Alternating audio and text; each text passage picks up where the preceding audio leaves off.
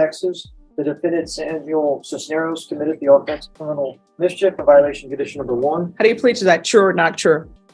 All right. Did you understand by pleading true to violation of condition number 1, the court could find it true, grant the motion, find you guilty, sentence you up to life in prison and up to $10,000? In Texas, a probation violation can lead to life in prison if the underlying offense is serious enough.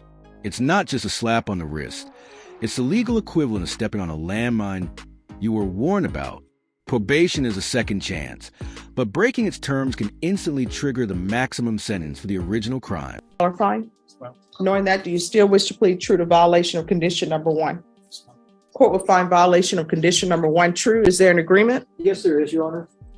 And what is the agreement? And that agreement is to deny the motion to adjudication of guilt, continue the individual on his deferred, and to have him repeat the ISP gang unit supervision for, the unit. Okay. Yeah. All right. The judge just let you know that that criminal mischief was not filed.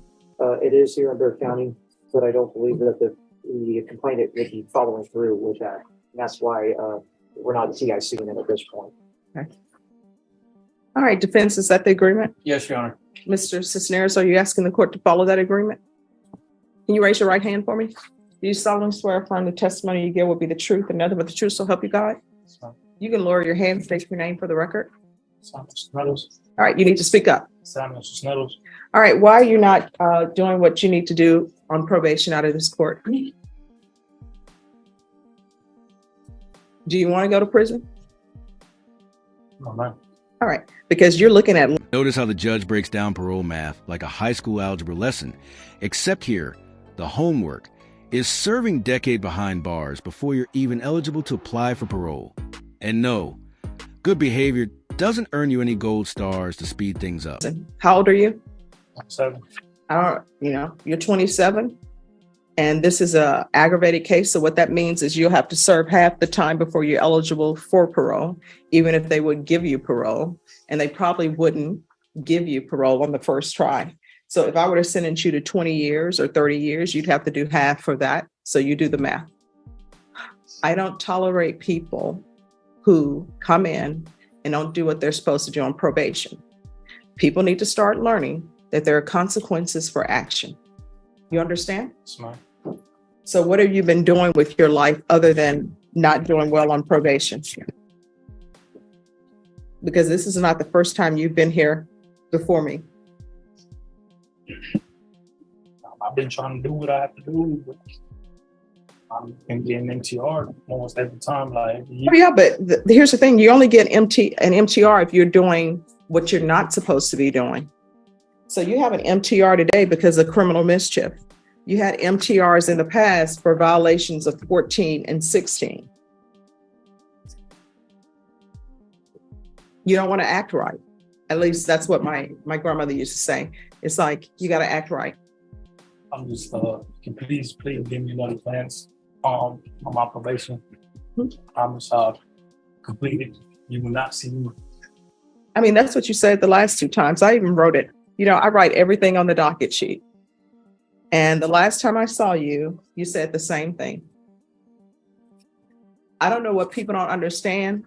Life really is easy.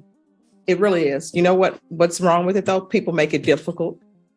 If you would follow the rules that are set for you on probation, you would not be here before me.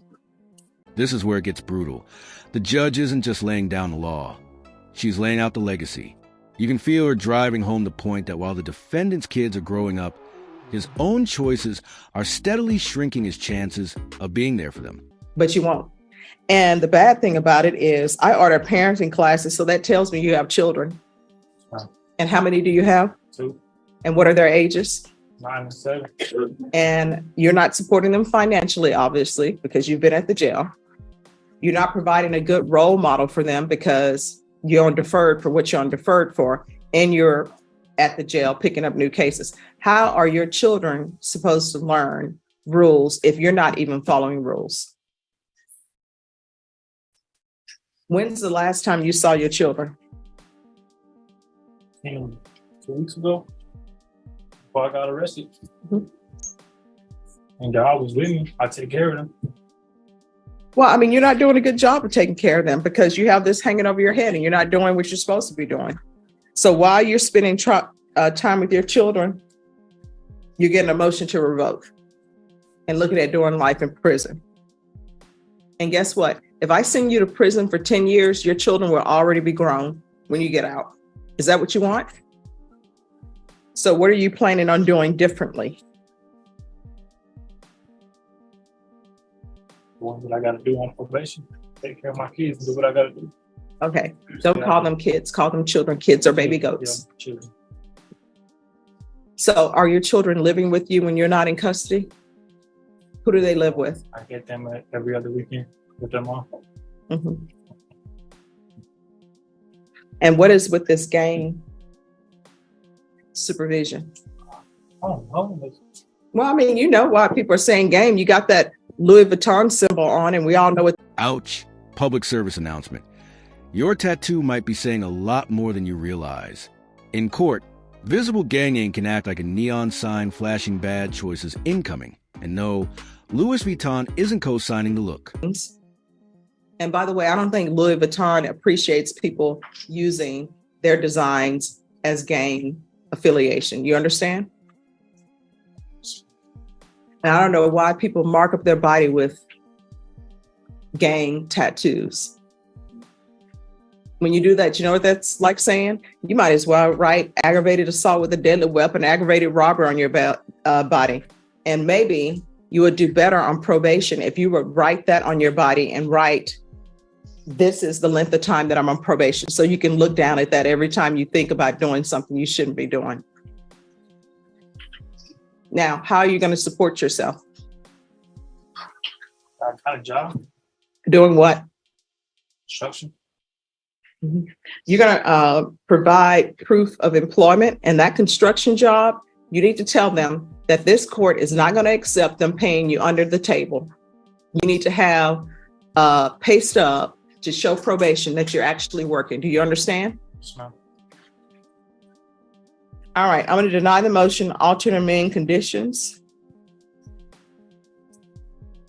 to include gang supervision, and let gang supervision know probation. Do not come to me with a motion asking to remove his gang supervision. He's going to be on it until he is off of probation. And gang supervision, proof of employment, no contact with minors without a chaperone. The judge is laying out a legal obstacle course. The message is clear. If you're not serious about changing, you're bound to trip. And when you do, it's straight back to prison. You will be off of probation because you've completed it successfully, or either you'll be off of probation because you'll be at the prison. You understand? And there's going to be proof of employment within 30 days of release. No employment as a home health care provider or with minors. And the defendant is to provide a pay stub for his employment. There's to be no unsupervised contact with minors. Who do you live with? My older brother. And how old is he? 29. Where are your parents? My mom found herself another husband and moved on. All right. And where is your father? In prison. And where is your grandparents? In Mexico. All right. So there's going to be no unsupervised contact with minors. You're going to have to get a chaperone that's approved by probation. And once you presented yourself to me, where you're actually doing what you're supposed to do on probation, then the court will allow you and consider you having unsupervised contact with your children. But the way you're going right now, I can't have you around your children unless there is a competent adult. You understand? All right. And I'm going to want field visits 3 times per month. And probation, if you want those field visits to count as him reporting, he can do that. Is there anything else you need from this court to be successful on his probation? From here on out, there is one thing that needs to be in your brain. Well, many things, but at the forefront, you know what should be there? Anything that you're thinking about doing or not doing, you need to ask yourself, is what I'm about to do or what I'm not doing, could it result in me going to prison for life? Because that's what you're looking at, life in prison. Do you understand? So, All right. Is there anything else you need? All right. Good luck to you. thank you. You're welcome. All right. Is there an agreement? Yes, Your Honor. The agreement is for the court to deny the motion to continue Ms. Clark on community supervision with the added conditions of the mentally impaired caseload placement, with the added condition of money management class, and with the added condition of the theft program level 2. For both of those classes, Your Honor, we're asking the court to order those to be completed within 60 days. And as a part of this agreement, we're asking the court to take into consideration CM number 105351. All right. Is that the agreement? Yes. Ms. Clark, are you asking the court to follow that agreement? Yes. All right. Ms. Clark, can you raise your right hand for me, please? Do you solemnly swear or affirm the testimony you give will be the truth and nothing but the truth, so help you God? Yes. All right. You can lower your hand if you'll state your name for the record. Julie Clark. All right. So, Ms. Clark, I'm going to ask you some questions. And the reason why I'm asking you these questions is not to embarrass you, but it's to figure out what's going on in your life and what we can do to make sure that you complete everything successfully. So I'm being told that they want a mental health evaluation. What's going on? I was in a 7-year abuse relationship, and it didn't end good at all. I almost died twice. I'm sorry, what? I almost died twice. This marks a major shift from criminal violations to a raw story of survival. The tone in the courtroom changes instantly because when trauma enters legal proceedings, it complicates everything. Not as an excuse, but as powerful context the court can't afford to ignore. So I have a little emotional problem. All And right. I'm not from here. I have no family here except my daughters, but they're always working, and I have 5 grandkids. So I'm trying to change my life so I can get involved with them. Okay. And where are you from? North Carolina. And Judge, there was already an evaluation done, and they recommended the mid caseload. All right. Awesome. So are there any drug issues? No, And are you employed? I am now. All right. What do you do? UTSA catering. Oh, okay. What are you catering at UTSA?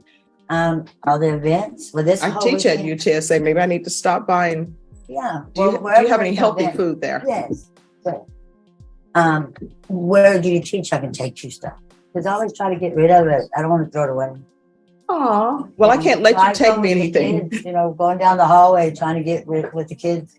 Oh, wow. That is awesome that you do that. Because, You don't throw it away. people don't realize college students are so poor. Well, they're hungry. I heard you had Oreo cake.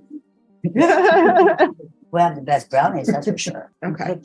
All right. So the item that you pled true to, of course, is the money. Mhm. So we need to get you sort of on a payment plan for that. Right. So with regards to the monies, how much are you able to pay per month? Well, I just started working, Mhm. but this week I put in 50 hours. Okay. So I want to try to give a couple hundred. I'm not going to promise that though. Well, here's the thing. I don't want you to make promises you can't That's what I keep. said. I'm not promising. So based upon your salary, how much money can you pay per week? Well- I'm sorry, per month. Okay, catering, you could get, like this week I did 50 hours. This week I could do 25. But I do make $17.75 an hour. So I'm gonna say anywhere from 30 to 50 hours I will work. So All right. So are you able to do at least 100 per month? yes. All right. So probation, we're going to start off with 100 per month, Okay. and we'll start that with next month, March. Okay. Listen, I haven't got a first paycheck yet. All right. Because you need to start paying that off. And then even though you didn't plead true to the number 1, you got to stop. Okay. So there can be no more picking up new charges. That's not a good thing. And I understand there may be, here's the thing. All right. I understand there are probably issues with that one. That's why you didn't proceed on it. But I just want to put you on notice. I honestly, That- I did not do that one. Okay. I know, but I didn't do that one. I just want to put you on notice that in this court, you can't pick up new cases. And if there's an issue, then you need to speak with probation. In this court, communication is key. When people are on probation, I want them to be successful. Okay. What if you get a charge, but you are really innocent. That ever happens, which is not thought. So we're going to get a UA from you today. So what are the results of the UA going to be? Drugs or alcohol. No, Okay, so we're going to do a UA today, and your UA appointments, you cannot miss those. right. All right. But am I going to the one I go with probation? Oh, no, you're going to do one right here in court today. So I'm going to deny the motion, alter and amend conditions for MIG placement. I don't know if money management is an issue. I'll put money management on there. It seemed like the issue was she didn't have employment, Right. but I'll put money management class. Theft course. Level 2. I don't know what they teach at the theft course. I'm assuming they teach not to steal. Right. And here's the thing, don't take what doesn't belong to you. If somebody invites you to the house and they ask you to